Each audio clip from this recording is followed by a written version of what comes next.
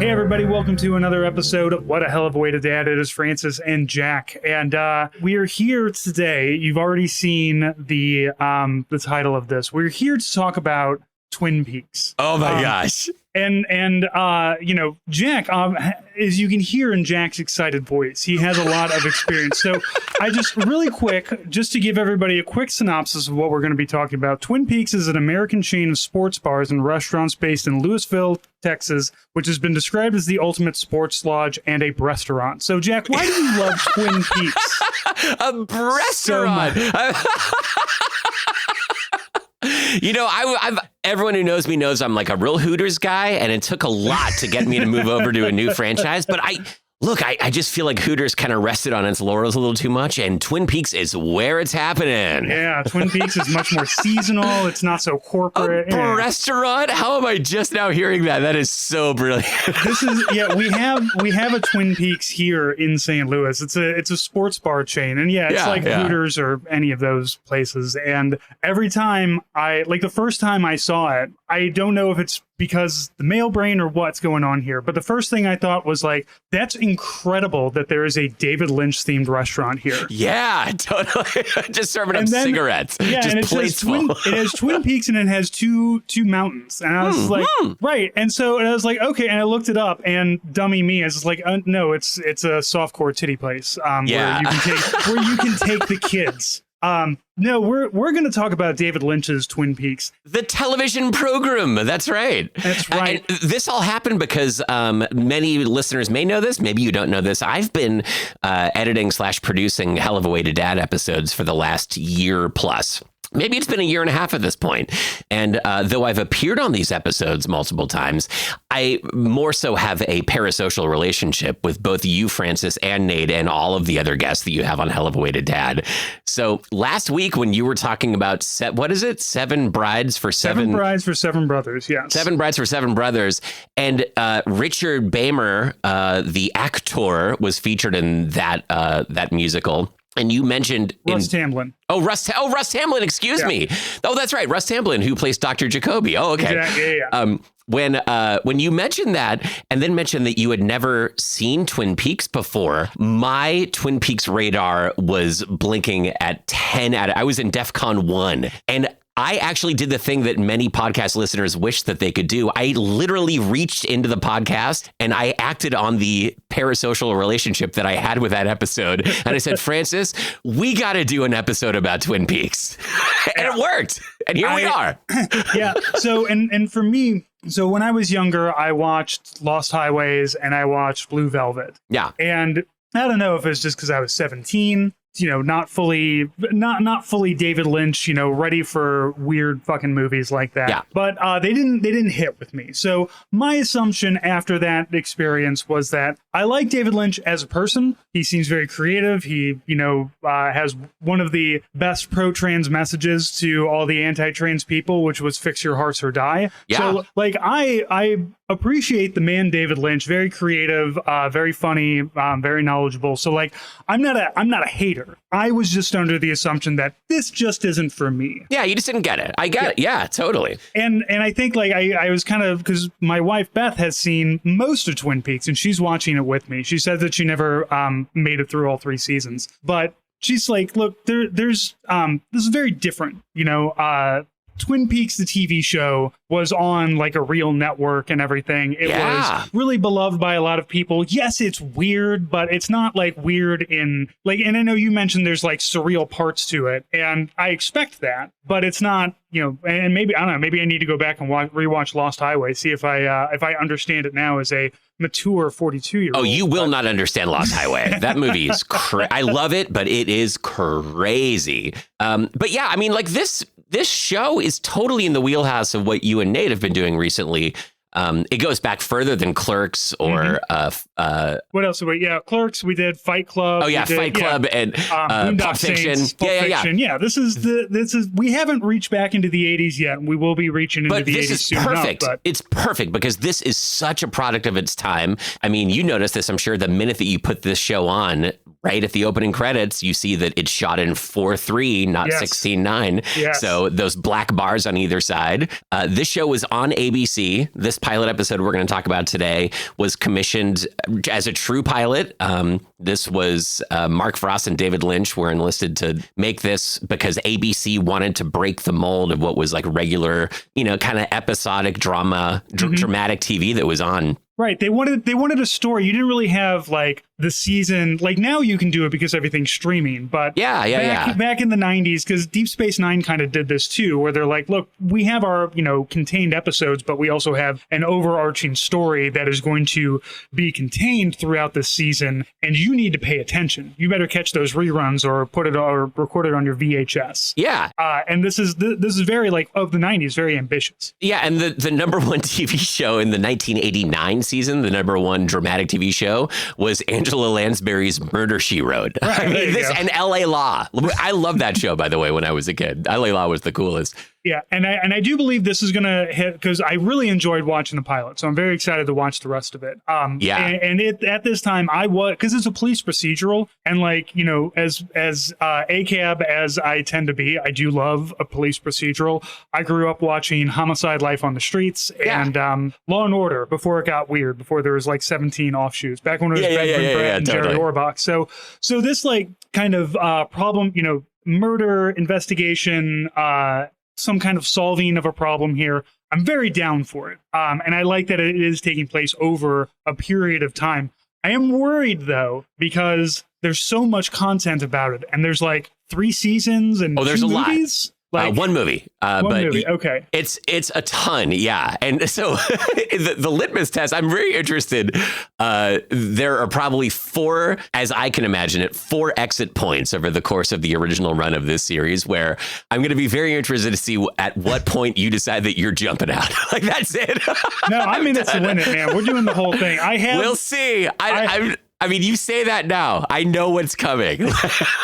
I have still very dutifully avoided spoilers. I don't know anything about Twin Peaks other than is good. Yeah. What's in the pilot, and going into it was like, okay, I know there's a town called Twin Peaks. I know that Laura Palmer was murdered. I know Dale Cooper is kind of weird. I know there's a Harry S. Truman guy. Yeah. And that's about it. And I do know like the reaction gif of "It's happening again" of the it's gaunt so guy. good. Yeah, that's from Twin Peaks. So there's a lot of pop culture references that like I'm just like I understand that gif obviously, but I don't understand it within context. Oh my gosh! And when you do.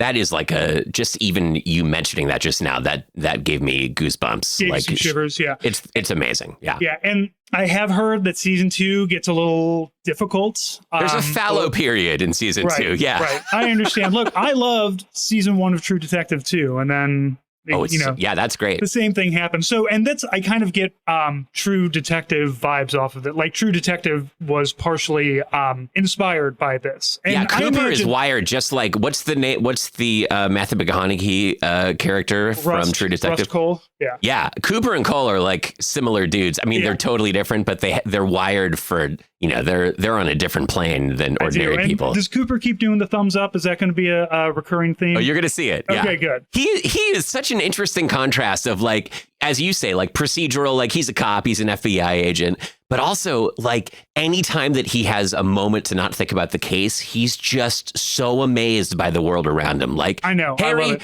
What are these trees? Like just stop by the Lamplighter Inn. I got a tuna fish sandwich. I got a piece of cherry pie and a cup of black coffee for $6. Like my favorite type, like if you're going to do a police procedural, you have to throw in somebody who is like highly autistic in some way. And it's even better if it is the main cop. Oh, totally. Because I think about like I love watching Psych, which was on like the USA Network. It's the same thing, but one of them is just like I can notice things really well. Things like Monk. Yeah. You know, I like it. I like it when you have an FBI, because like now it's like I'm the FBI and I'm a big tough guy and I'm big. I got big muscles and I punch terrorists in the face. And it seemed like you know, kind of pre 9/11. In that general area, there's still like FBI guys are just fucking weird. They're weird dudes. Totally. Yeah. They're all and a lot of FBI. I believe that is very true to form, because the FBI is certainly full of the big bruiser, I'm going to punch a guy, but also it's full of a lot of goddamn nerds.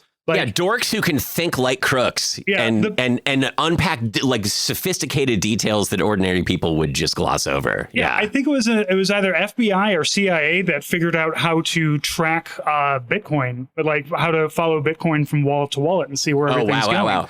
And that's only, you have to have a real special brain that can look at massive strings of numbers and find patterns inside of there. And that's the FBI agents that I want. That's the CIA agents that I want. I don't want a guy who's gonna like, I'm gonna jump in with my gun. I want the person who's just like, I looked at 7 million rows in this Excel and I figured it out. Hell yeah, you did. I love your brain. Cooper comes from the J. Edgar Hoover era of the FBI, not the Kash Patel era of the FBI. Exactly. That's an important context to view this through. Like, you're not going to see Agent Cooper partying with the men's Olympic hockey team.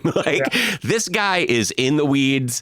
This is the guy, like, you know, he's Sherlock Holmes. He's following his nose. And this is not a spoiler, but later on in this series, and what I hope is going to keep you around through the latter part of season 2, is there is a Moriarty figure in this show, which is amazing. It's so great. Like, it's worth waiting for.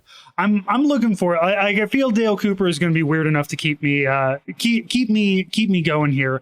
Also, as you said, it's very much a product of its time, not just from the black bars on the side, but just the look of it is but it still holds up. I feel like I'm coming at this. I love coming at this with no nostalgia. I like to be able to watch something that everybody's like, oh, I loved it because I grew up with it. I want to be able to watch it when I'm in my 40s for the first time. This happened with Rambo as well. Like I didn't watch First Blood until like I was in my early 30s. I don't think I still haven't seen that movie. Yeah, it's a great movie. Like if you just want to watch like two guys hunt each other in the woods in real fucked up ways, fucking First Blood is great. The book is really good too. I'm really envious that you can see this through fresh eyes, and I wish that I could, because I didn't just grow up with this. I literally grew up in this because I lived in Issaquah, Washington, which is about 15 minutes away from where the show is shot. It was shot in North Bend and Snoqualmie and Fall City, Washington. So that's like about 30 minutes east of Seattle. Canonically, the town of Twin Peaks is actually set,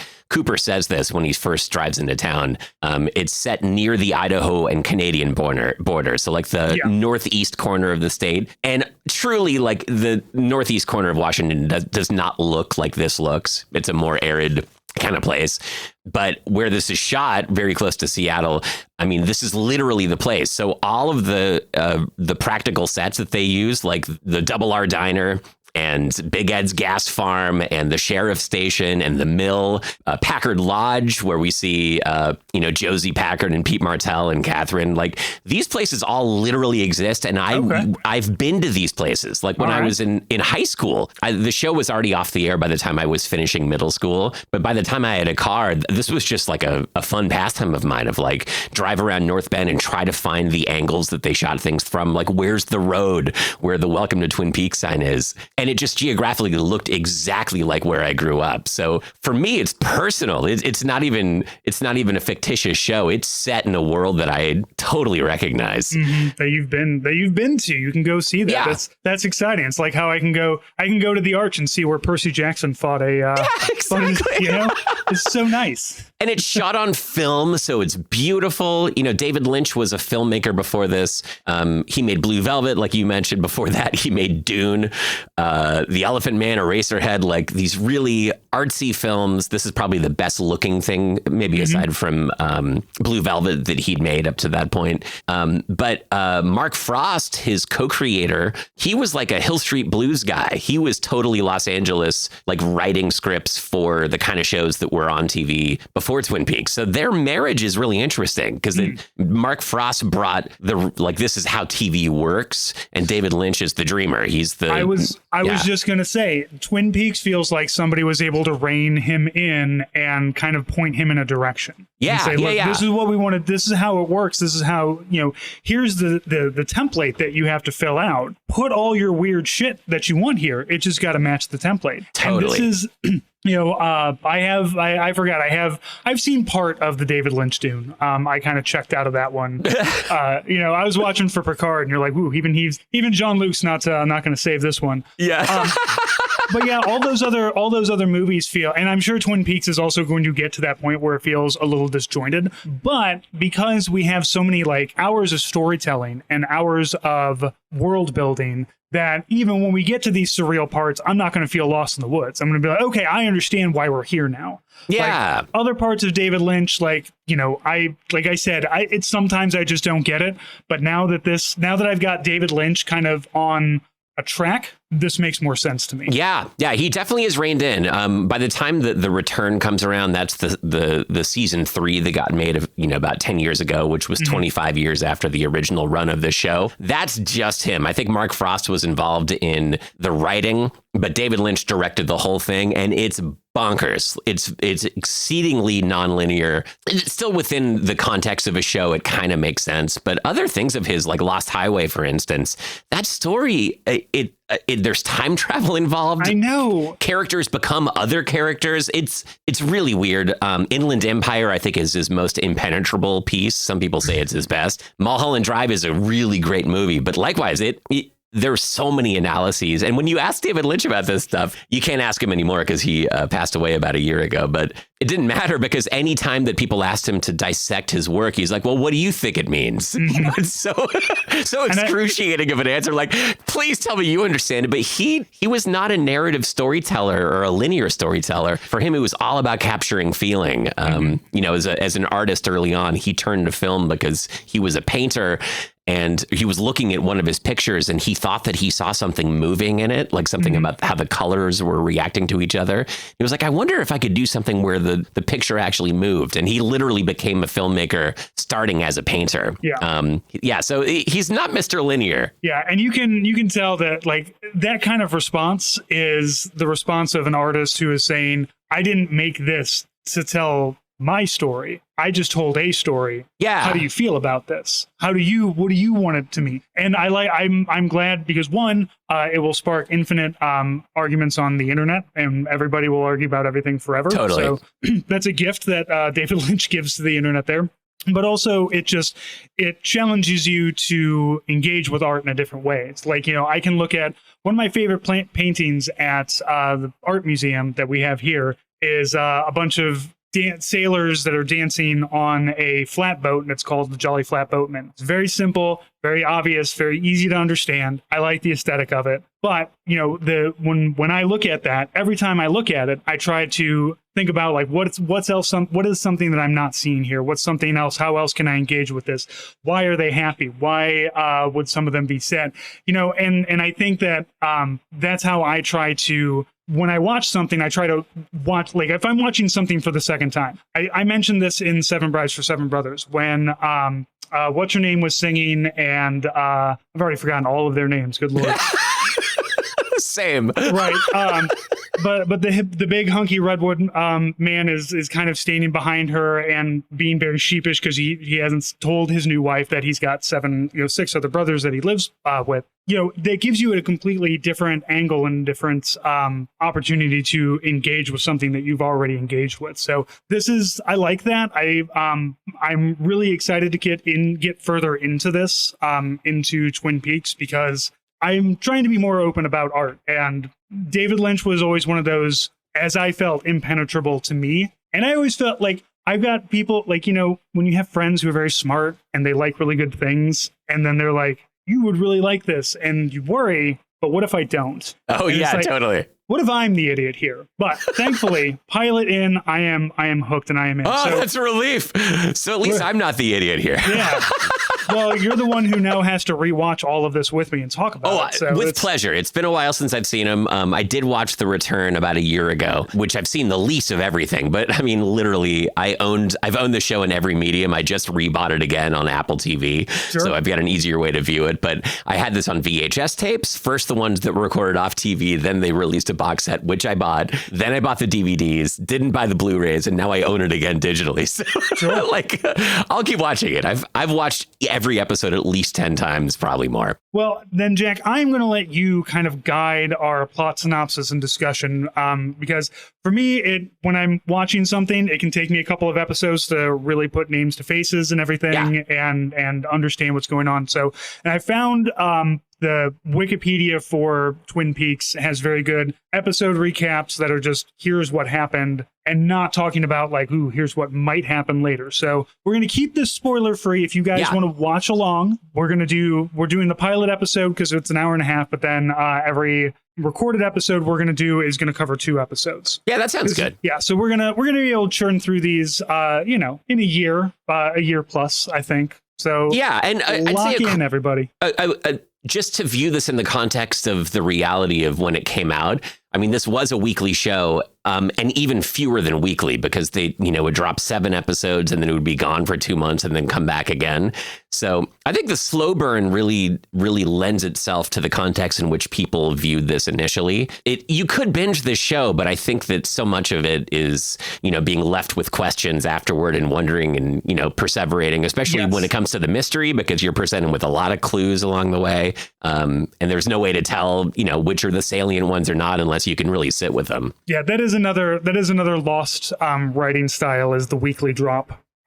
When you can just go right into the next episode. So yeah, we're gonna keep these all kind of apart as we're gonna keep it spoiler free. And we're going to keep it spoiler free. You can watch along with us. We'll put the show notes. Will have the name of the episodes that we're doing. And just to be explicit about this, in this pilot episode, it was originally released as a 2-hour television program with commercial breaks. And you can see the fade outs and the fade backs in again, where there were commercials that were printed on this when it aired on network TV. But initially, it was not released in its pilot form.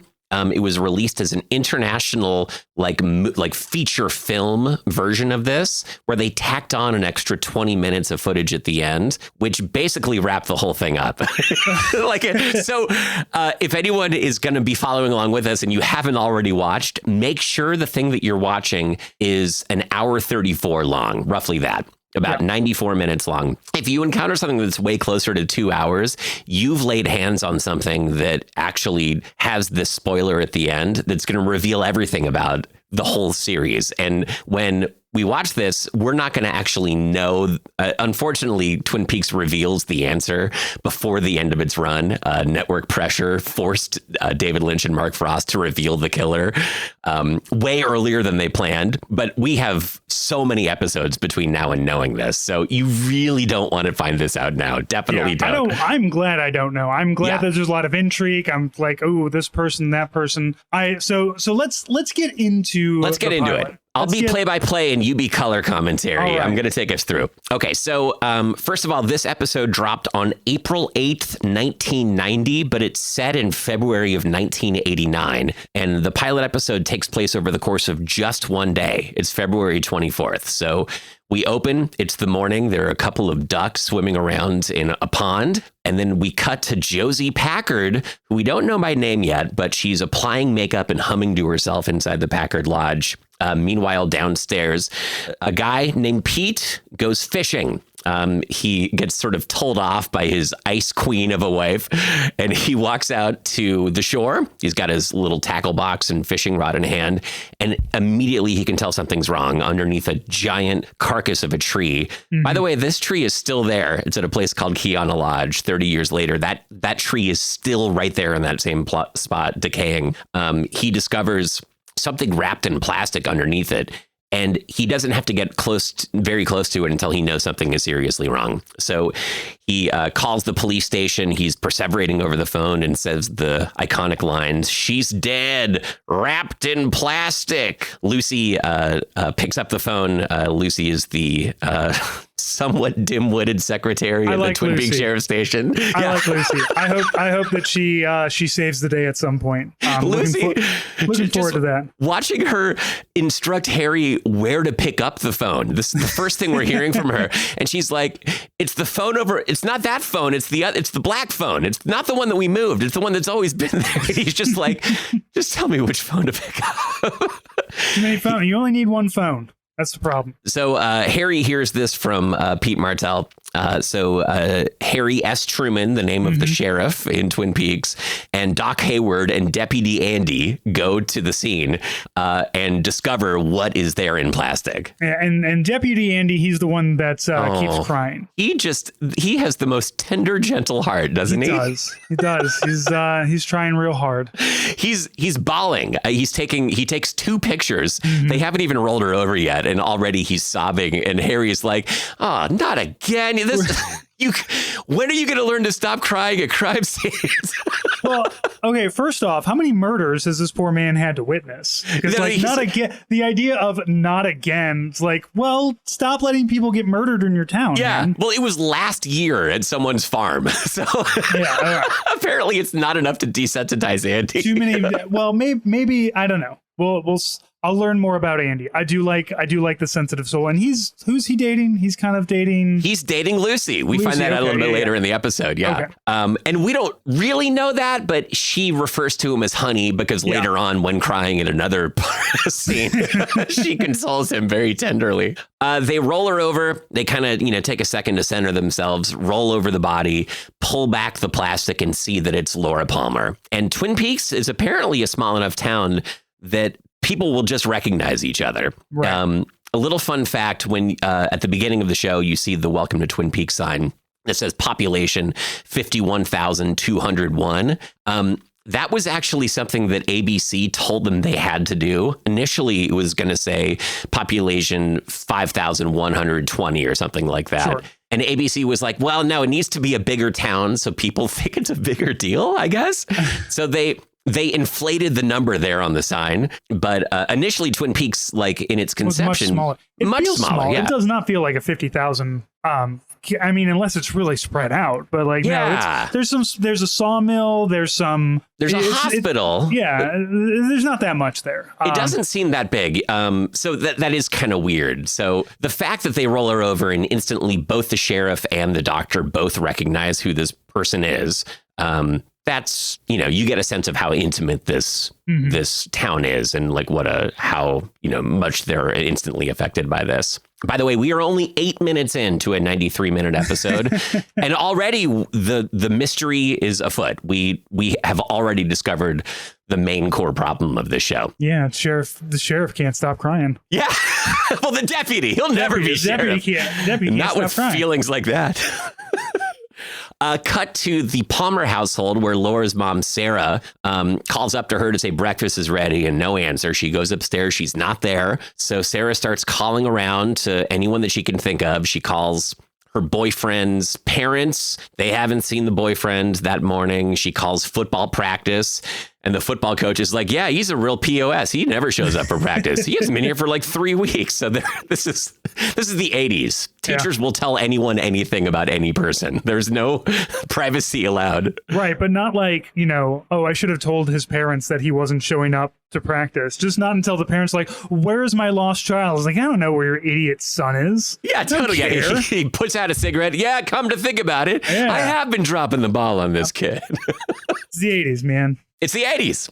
Latchkey kids, truly. I mean, they're, no one knew what anyone was doing. Okay, we cut to the Great Northern. We get a very quick shot of Audrey Horne walking into the Mercedes and showing off her, what are those kind of shoes called? Saddle shoes? Like 50s style shoes, like those two-tone shoe things. All my shoes are slip-ons, man. I don't know. Yeah, totally. Yeah, they're not Vans. The sartorial decisions on this show are very noticeable. I mean, no one looked like this in 1989 or 1990, but they sure did after the show came out. This really, I think that whole grunge era lumberjack look that everyone started wearing plaid flannel shirts and dressed like Northwest layered like woods people. I think it started here and influenced like Nirvana. Yeah, that makes sense. I mean, because it's also Seattle. Like it's the same, Totally. it's the same area. It's the same feel, the same look. And here's this, crazy TV show done by David Lynch that takes place. Yeah, I get it. Yeah. I mean, people weren't dressing like 1950s kids the way that some of the characters are in the show. But like Bobby Briggs, if Bobby Briggs outfits look exactly like all of my friends dressed all through high school in the Northwest. Which one was Bobby Briggs? Bobby Briggs is the football player who didn't show up to practice with the cool hair, who gets called into the principal's office later. Yeah. He's a real jerk, but God, he's hot. That guy. Seriously. Anyway, we cut to the Great Northern Hotel where Ben Horn and Leland Palmer are conspiring about something relating to like a land deal. And then moments later, we see that they're both doing sort of a real estate presentation for a bunch of Norwegians. In translation, Leland Palmer gets called away from this presentation with an urgent call. And Ben's like, God, just make it back quick. We got these guys by the antlers right now. Leland goes and sits down, takes a call from the house phone. And right as he picks up, he hears his wife's voice and the sheriff's department cruiser pulls up right behind him in the window. And she's like, have you seen Laura? The sheriff walks in and he goes, Sheriff Truman. And instantly on the other end of the phone, Sarah Palmer knows that Laura's dead. She can just tell somehow. Why? How can she know this, that she's dead? Is there something else going on with Sarah? We don't know. But I mean, that just sounds like, I can't find my daughter. I can't find my daughter. And then your husband says, oh, the sheriff is here to talk to me. That's like, when the war widow sees the black sedan pull up and the two guys in uniform step out with the flag, that means your husband's dead. Like that's, you can just tell right away. Exactly. So I kind of, that's, I don't see anything hinky with that. Okay. So she freaks out on the phone. He freaks out there in person. It's a very emotional moment. And, their lives have been just torn apart, as we can empathize what that would feel like. We instantly cut to a totally new place. This is the Double R Diner, where we meet Bobby and Shelley, and Norma, who runs the diner.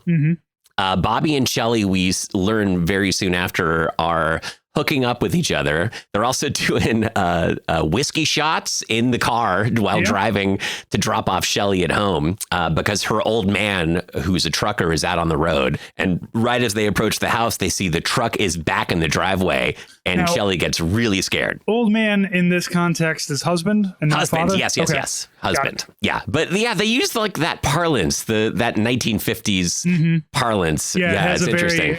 And that's, I had that. It's like, it's your old man. I'm like, oh, dad's home and she's got but no, okay. It makes even more sense. Yeah, totally. Bobby speeds off and we don't really know what happens to Shelley yet. Meanwhile, Leland, Harry, and Doc Hayward go to the hospital to identify the body, and that's her. That's definitely Laura. We cut to the high school where Donna, James, and Audrey Horn, we learn these people's names very quickly because all of their names end in the letter H, and they're all called during roll call, right? One after another there in class. So that's very convenient. Interesting mechanics of that show. James says something to Donna about a picnic. It's kind of awkward.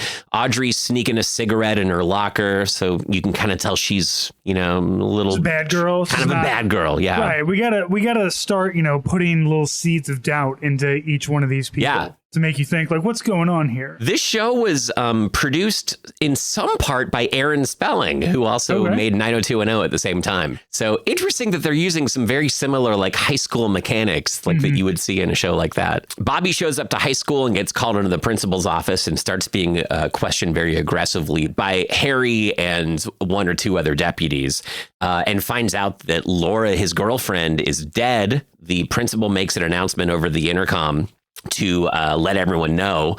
And instantly Donna and James there in class figured out that they figured out before the announcement's even made, just by her empty seat and a sheriff's deputy coming in. Yeah. She starts bawling and he crushes a pencil in his hand, and very manly. That's how a man expresses grief, is by breaking things, correct? James is not a man's man, though. He's like a real James Dean kind of character, isn't he? He is. He's very plucked from 1950s.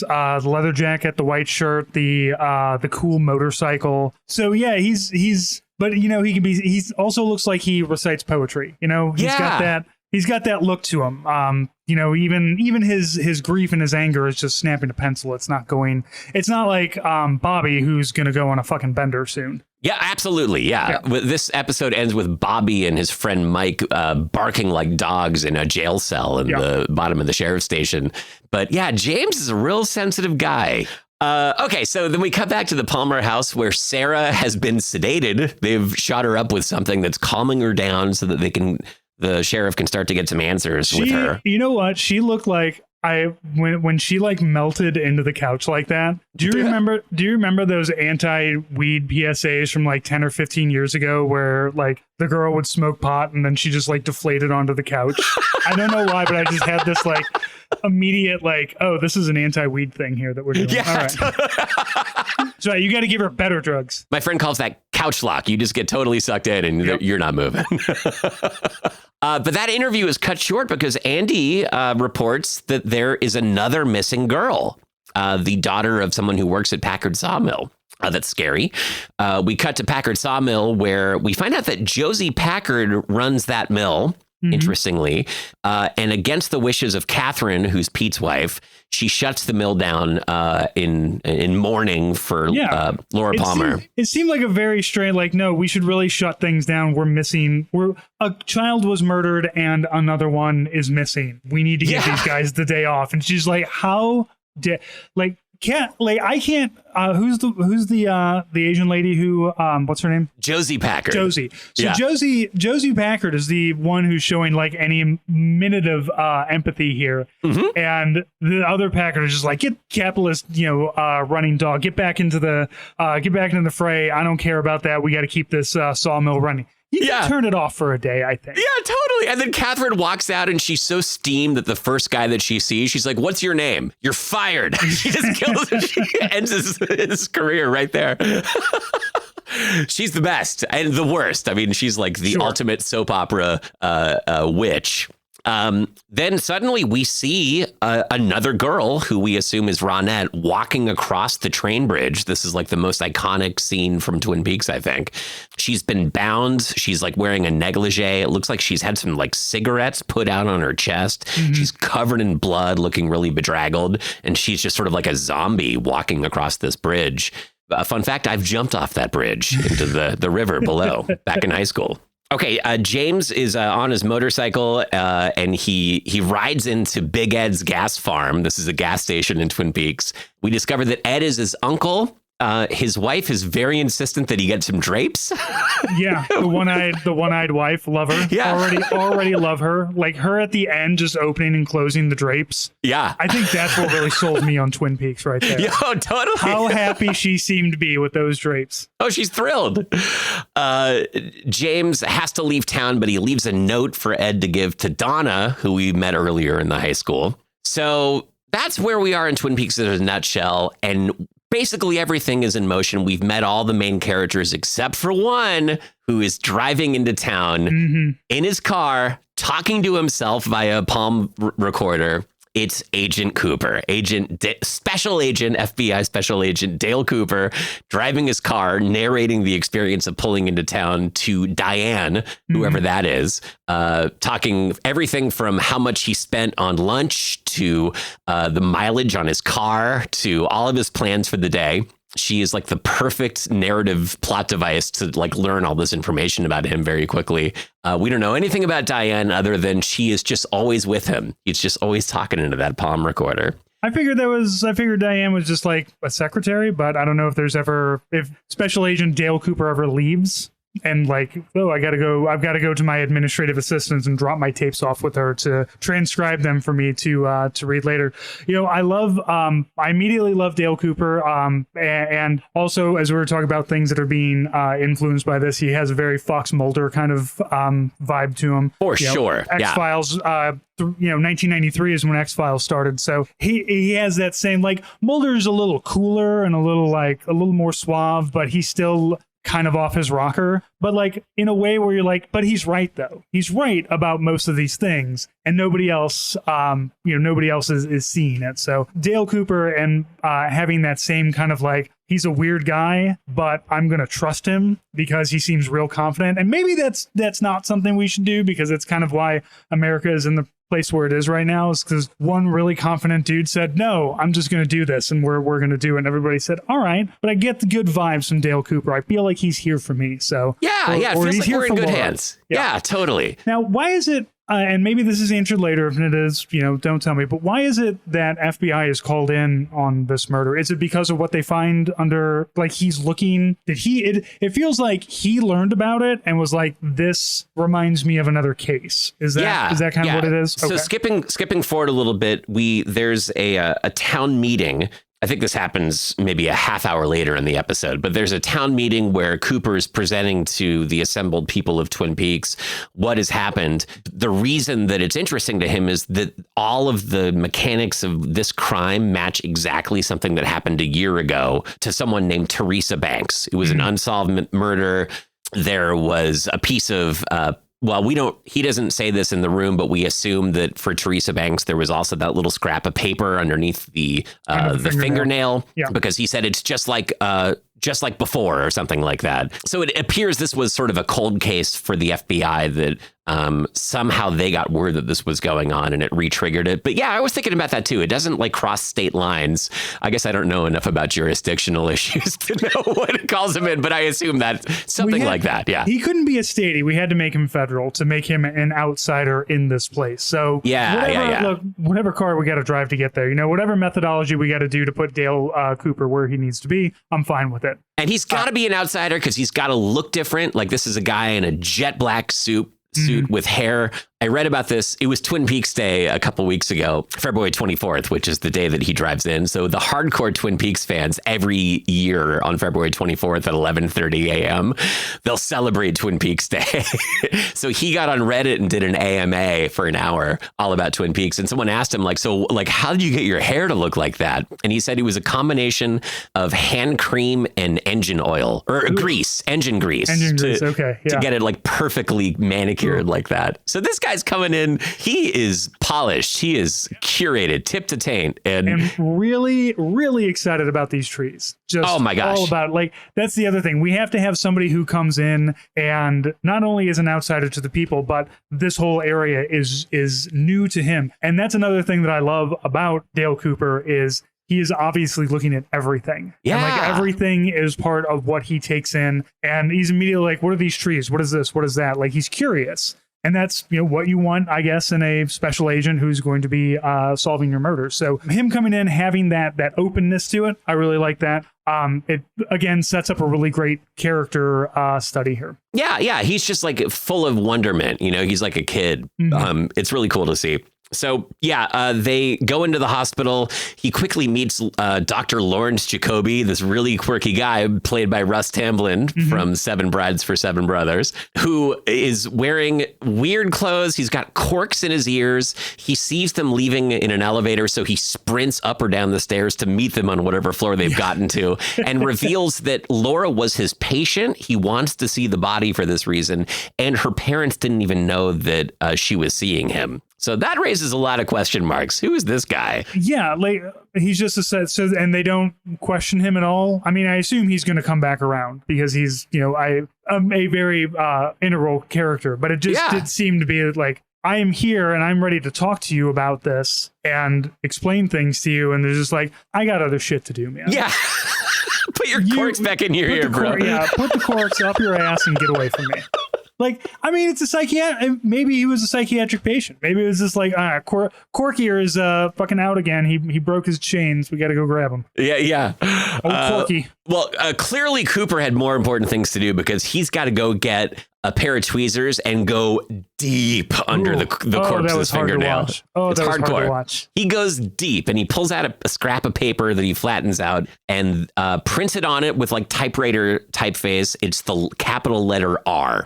What's it for? We don't know, but it apparently bears a striking similarity to what he saw before in the Teresa Banks case. Pretty grotesque. Also, in that moment, the ceiling lights are flashing. Mm-hmm. If I remember correctly, that was actually a production error they were having. Like in the room, the lights were screwed up, and David Lynch was like, "Let's go with it." Yeah, on the fly, writing some like, "Okay, here's why the lights suck. All right, go ahead, deliver the line." Cool. Totally David Lynch. He's all about like taking Kismet and like spinning it into something. Also, there's one little funny moment there where Cooper says something to the orderly like, "Hey, could you leave us now?" And the guy mishears him and thinks that he asked him his name. So he goes, Jim. And Cooper doesn't break character. He's just like, "Could you leave us now?" And he's like, "Oh, yeah, sure." And he splits. And they kept that take. I mean, they could have redone that take. Absolutely. But no, it's perfect, though. Like it's really the good. idea. Yeah, you need these orderlies to be a little bit dopey. And it helps when they're actually a little dopey in real life. Yeah, there are a lot of other dopes on this show, so might as well have an orderly be there too. All right, we're just going to go fast through some exposition really fast. We see Mike, who is Donna's boyfriend at the gas farm.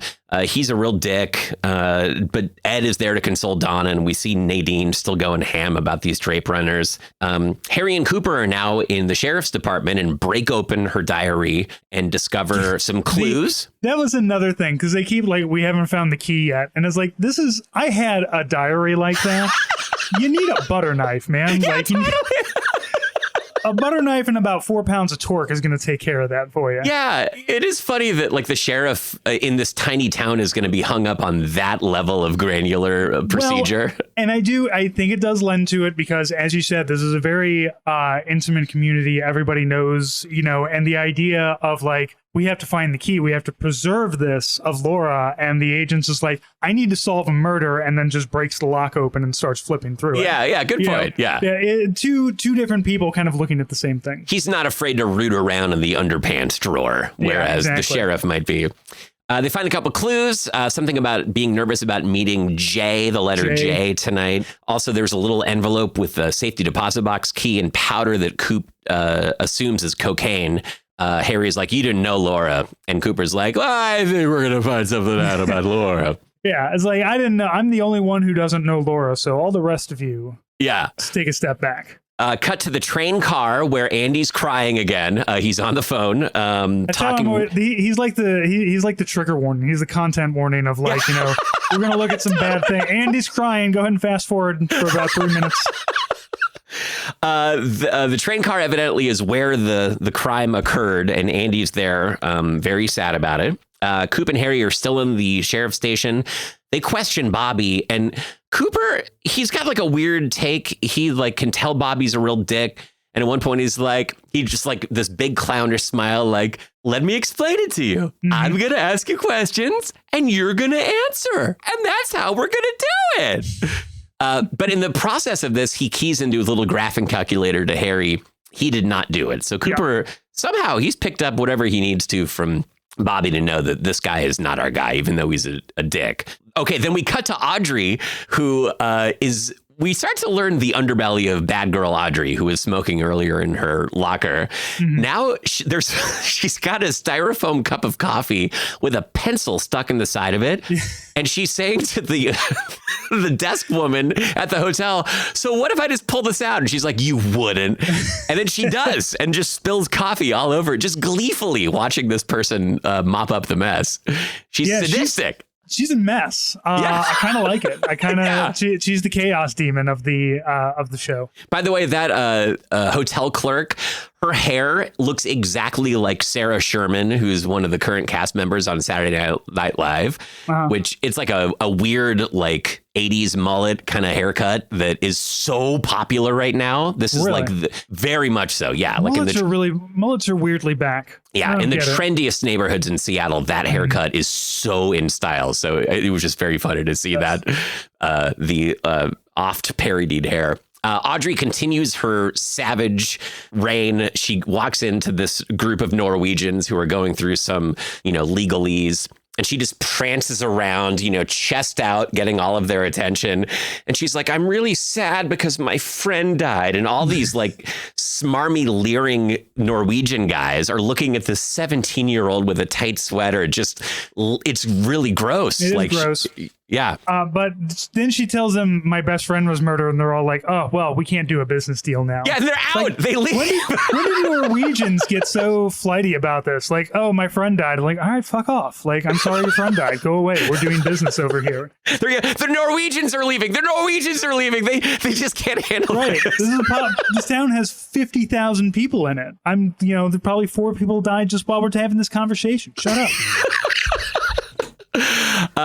Mike and Bobby take off from the sheriff's department, but Dawn is still there being interviewed by Cooper about what was going on with Laura. There's a video and he wants to know who shot it. She's very reticent to share who shot the video, but we learn later it was James because the reflection of the motorcycle is captured in Laura's eye. Is this where this came from? Is this where that stupid fucking trope came from? I don't know. Is that a trope? Yeah, of like, enhance the picture and then we can see the reflection kind of thing. It was like, I'm sorry, this is a 1990s camcorder and you're enhancing. So what? There's a motor. No, there's not. But perfectly clear motorcycle. And I mean, it's on a CRT TV in the middle of a conference room with a remote control that is wired. Like it's somehow he's able to isolate just enough of a frame to reveal that there's a perfectly visible Harley Davidson. I did. That is my one mark against Twin Peaks so that's where this bullshit came from. Yeah. Fine. Zoom, but, enhance. Yeah, zoom. Sure, you turn around, can you flip it 90 degrees, enhance that? Apparently they can do that there. Apparently. Very high tech. Cooper and Harry are now at the train car where they've discovered a lot of blood, a mound of dirt with a half of a heart necklace on it, and a piece of paper that says "Fire Walk with Me." And then we cut to Bobby, who's overlooking the scenic vista in the same location where that video had been shot, and he's holding the other half of the necklace. Yep. That's big moment. His name starts with letter J. Did I say Bobby? I meant to say James. James. Yeah, he's holding it. Yeah. So suddenly, I mean, what's going on with this James character? Right. Yeah. Okay, we cut to the Horn House where very quickly there is Audrey and what we assume is her mom. And then another guy that maybe is her brother who's wearing a Plains Indian, Native American, indigenous person headdress, banging his head on a playhouse and then runs off. What's going on there? I don't see. And there's too many. I hope that comes back around because I'm going to forget about that. I had already forgotten about that part. There's a lot of things that just seem kind of thrown in here. I'm sure we'll get to him eventually. His name is Johnny Horn. And just for the record, no indigenous tribes anywhere near there wore headdresses like that. So this is a clear 1980s problem of a representation. Okay, so now we're at the bank where they've gone through the safety deposit box and they discover $10,000 and a magazine called Flesh World, which has like a bunch of personals listings in the back, including a photograph of Ronette Pulaski, who's the person we saw walking across the bridge, right next to a black and white photo of a truck, which is exactly the same truck that's parked outside of Shelley's house that we'd seen earlier. Cut to Shelley and Leo's house, where Leo Johnson is going through the cigarettes and discovers there are a different brand of cigarettes in the ashtray than Shelley smokes. And he tells her that if she ever brings another kind of cigarette into the house again, he's going to break her neck because there's only 2 things she needs to do. She's got to clean the house and she's got to smoke only one brand of cigarettes. The cool taste of Camel cigarettes. That's right. Great for the T-zone. That means from your throat to your toes. The smooth Turkish blends. I used to listen to a lot of Abbott and Costello tapes. Oh wow! And they always had Camel cigarette like ads in there. From the 1940s and 50s. So it's always sort of like cool smoking and slow burning Camel cigarettes. I just feel like there's a this is the 90s. I think you could still advertise cigarettes. Probably. Yeah. They should have rolled with it. Yeah, Joe Camel was on many of these commercial breaks, I'm sure. Of course, the intimation here is that Leo is assuming that Shelley is stepping out on him because someone else is coming into the house with another brand of cigarettes. Right. And he's right. I'm not applauding his actions, but I'm just saying his instincts are correct. Right. When you bring your Johns over, it's like you get a blowjob and a pack of cigarettes. You can only smoke these cigarettes in here, though. Yeah. You got to make sure. All right, so we go to the town meeting, and Cooper has a bunch of questions about the people who are there at the town meeting. His first question, which is a little out of character, is, who's the babe? And he's talking about Josie Packard, who we learn through plot exposition here. Her husband owned the mill. The husband's dead, so she now owns the mill, much to the chagrin of her sister-in-law, Catherine, who we met earlier. He says, who's the glad-handing dandy? Which is Ben Horn, the proprietor of the Great Northern Hotel. And then he says, who's the lady with the log? And Harry says, we just call her the log lady. Like, okay, open and shut. She's like flashing the lights on and off to get everyone to shut up for this meeting. Fun fact, the mayor stands up next, and he's like an old doddering fool. That guy went to my mom's Unitarian church. I met that guy. Yeah, just fun fact. I'm telling you, this show is personal. It's very ingrained in your DNA, it seems. It really is. Okay, so this is where Cooper tells everyone that this bears striking similarity to Teresa Banks, and that's why they're instituting a curfew, because all these crimes happen at night. Cut to the Hayward house, where Donna is in brazen violation of this curfew and sneaks out while her poetry writing sister attempts to cover for her.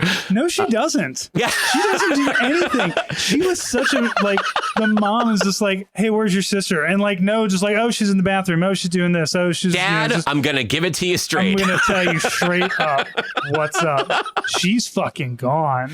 Yeah. Oh, with that no good boy. What a brat. Also, Mike and Bobby pull up in Bobby's sweet Camaro, and they're drinking. They throw cans out the window as they show up. Mike shows up at the front porch. He's like, hello, Mr. Hayward. I'd like to talk to Donna. And Mr. Hayward's like, have you been drinking, Mike?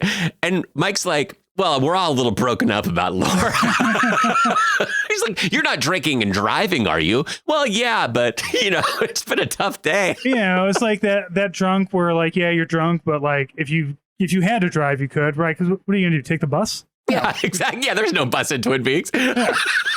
So you want me to take the bus over here? Should I get on the bicycle that I don't own? Come on now. So Doc Hayward goes upstairs to get Donna to see if she wants to talk to this jag-off boyfriend of hers.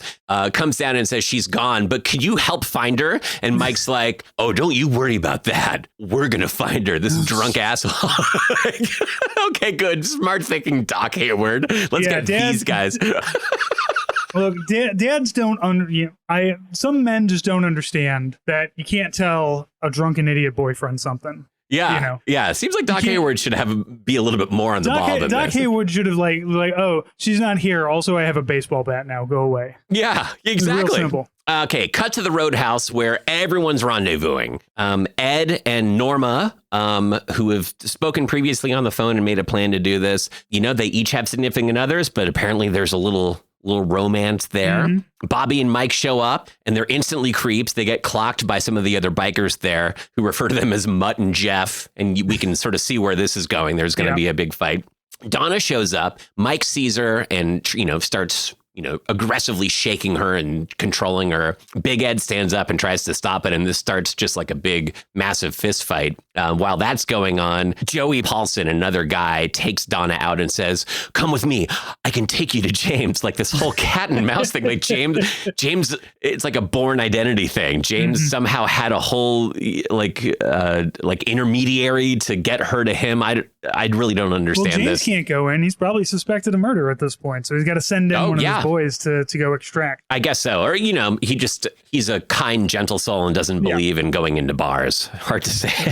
So anyway, Donna and James end up meeting up. James says, they're going to lock me up. Laura was different last night. And I can't let them get me because I didn't do anything. They end up kissing. And they decided they should bury the necklace that James is holding because it's incriminating. So they bury it right there. Meanwhile, Coop and Harry are following them and they get lost. And this is the moment where Coop and Harry, they really start bonding in the car. They're broing down. Cooper delivers that line. Do you know why I'm carving this whistle? Because Twin Peaks is the kind of town where a yellow light means slow down, not speed up. Like they're just having this moment. They're just broing out. You know what, though? I have this feel like as a Missouri boy, if somebody from LA came to Missouri and was saying some shit like that, I'd tell them to cram it up their ass. Yeah, totally. Yeah, whatever, city slicker. Shut the fuck up, man. This was the 80s, man. Speed up. Yeah. Anyway, they're broing down. These guys they're really bonding with each other. They see James coming around and they stop the bike. They arrest James. They bring Donna into. James gets brought down to the cell for questioning and is locked up next to Bobby and Mike, who start just hooting and howling at him like chimpanzees. Mm-hmm. And he looks, though he had told Donna it's no big deal, he's not worried about it, he looks visibly scared down there. And something we missed out, he buries the necklace. Yes. The other half of the necklace. So while they're met up in the woods, he's like, okay, we'll bury it. Like at any point in time, he could have hucked this into a river, but this whole like, I'm going to dig a very shallow. Look, I'm not trying to teach you all how to get rid of evidence, but get rid of it better next time. Like, good Lord. Yeah, totally. Because somebody was watching, right? And they're like, oh, I'm going to go. Because that's what it ends up, right? Somebody's digging the necklace up. Yeah, good question. Yeah. So, but again, like while he was up on that scenic overlook and he just hucked it over the edge. No one ever knew it was there. No one was going to find it. So, yeah, or drop it in the river. Come on.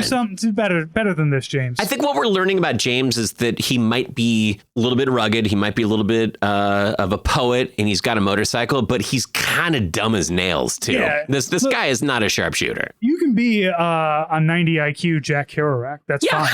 This absolutely works out. It would probably help. Right. Like, do you know how to build and repair your motorcycle? Then you've already got everything you need. Get on the road. Go write some poetry.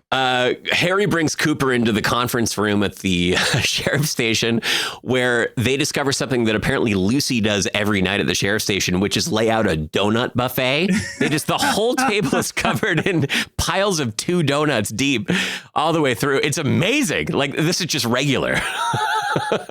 and that again is another thing that that really brings me into the show is there's so much absurd shit. Yeah. And luckily, it's building you to something. Like, look, in reality, these people are absurd. So when we get to whatever altered reality or whatever we get to later, you've got a good, like, bedrock of, like, all right, shit's already weird here. It's a weird town. The connection between reality and unreality, real thin in Twin Peaks, it feels. So a donut buffet, like, where they're all neatly stacked on top of each other, too. Yeah. Like, not even, like, you would think, okay, like, maybe a donut charcuterie board or something. But it's just, she uses 2 8-foot tables to stack donuts for like 6 people. Yeah. Oh, exactly. Who should be home? Like, right. You've been working all day. Just go home. Right. It's nighttime. You don't want donuts at night. This is the breakfast buffet. What are you doing here? She's trying her best. Never sleeps. Cooper sleeps. He asks for recommendations of where to go, and Harry tells him to go to the Great Northern. Cooper splits, and Harry's just sitting there, just looking at the donuts, like, well, here's my next 8 hours. Yeah. Although Harry doesn't, because next thing we know, Harry is on a full-fledged booty call to Packard Lodge, where Josie Packard is waiting for him. They hook up, and then they look out over the scenic vista, and he says, it was right about this time last night that it all happened with Laura, and she says, I'm scared. Then it cuts very quickly. We're right at the very end of this episode.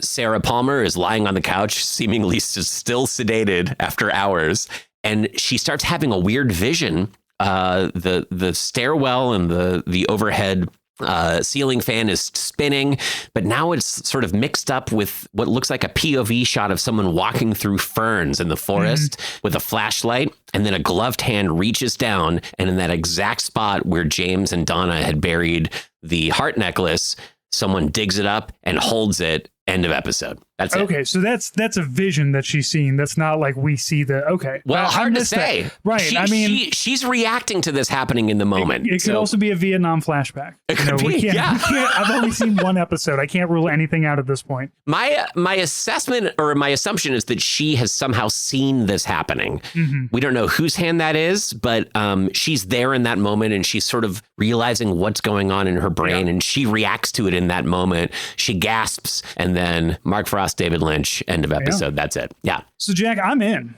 I'm ready. I'm ready to talk Twin Peaks. I'm ready for the high highs and the low lows. I'm sure it's going to have both of them. And we're going to do, I'm saying it right now, Jack, we're doing every episode.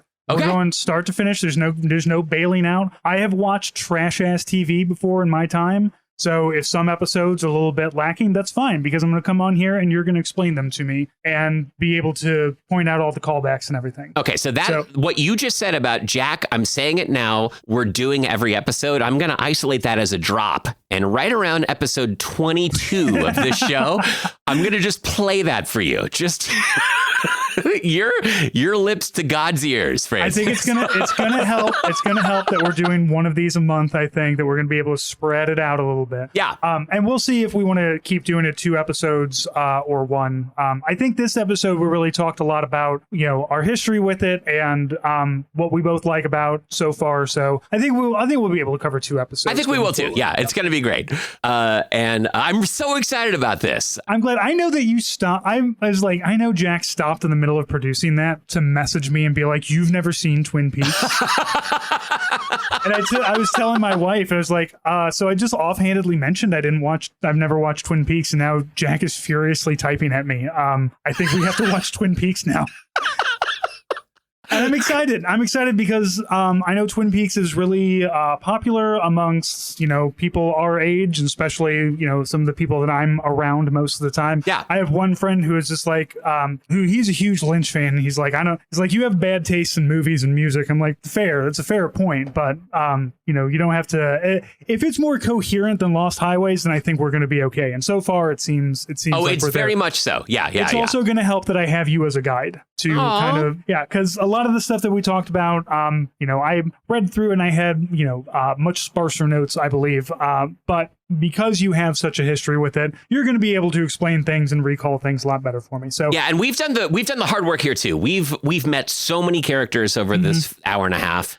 We've established so many locations. So I was sort of amazed just in thinking about this pilot through the lens of someone who's never seen this before. I was amazed at how much showcraft is already taken care of for us in this episode. So yeah, even starting with our next one, it's the foundation is laid. It's cool. Yeah, here's all the people, and we're going to tell all these stories as we go along. So I'm excited. So everybody, thank you so much for listening. These episodes will probably, I want to release this one as a regular one, but we'll probably move the other ones to the bonus episodes. So if you want to listen to more of the episodes as they come out, once per month, those are going to be over on patreon.com/hellofawaitodie.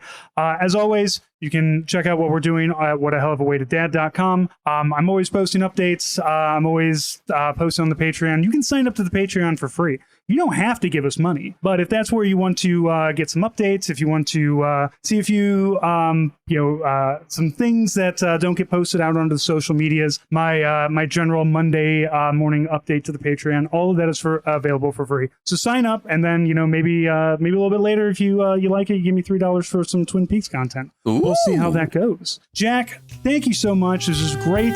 Looking forward to doing more, and everybody, will talk to you next week. Toodaloo.